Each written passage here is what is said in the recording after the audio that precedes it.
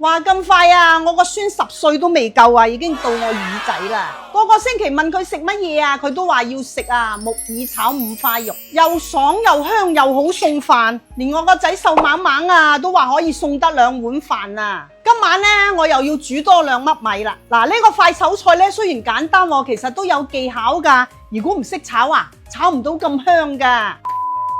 嗱，菌菇咧佢係素物嚟噶吓，想炒得好食咧，我哋一定要加啲肥肉落去。準備啲五花腩，我哋將佢切成1個銀仔咁厚備用。木耳咧，我哋就提前浸咗1個鐘啦吓。白色嘅木耳啊，係咪好多人都未見過咧？佢食用價值啊好高噶，同普通嘅黑木耳比啊，佢嘅膠質豐富好多噶。佢入邊嘅鮮食纖維啊，我哋中間嘅運作好中意噶，特別係嗰啲爆石工程咧，經常塞晒車，一定要識得佢啊！靚嘅白玉木耳咧，佢係米白色噶噃，而且佢塊都差唔多大細，唔會碎吟吟噶，摸落去咧乾爽得嚟唔黐手噶，咁就為之靚啦。嗱，如果見到啲白雪雪聞落去仲有陣酸味嗰啲咧，就係做過科技唔撈雞噶啦。嗱，呢個咁靚嘅白玉木耳咧，我已經放咗喺視頻嘅左下角啦，有需要嘅街坊自己去睇下啦。用佢嚟煲湯啊、炒餸、涼拌或者煲個糖水啊，都係好正嘅。執好嘅木耳啊，我哋將個頂搣咗佢，食落去口感啊 very good 噶。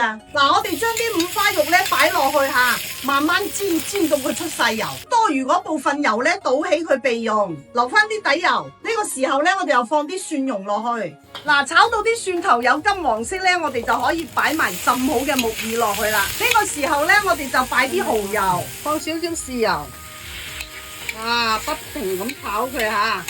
我哋而家放埋啲芹菜落去，再煮一煮佢吓。呢個時候咧，我哋整翻個薄薄地嘅芡汁，係咁炒佢，咁先有鑊氣噶嘛。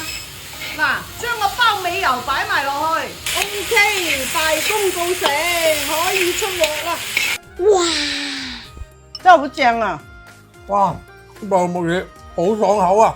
而家熟晒豬油味，真係香到咩咁啊！我都話噶啦，每次煮翻呢個餸啊，米都要煮多2粒啊！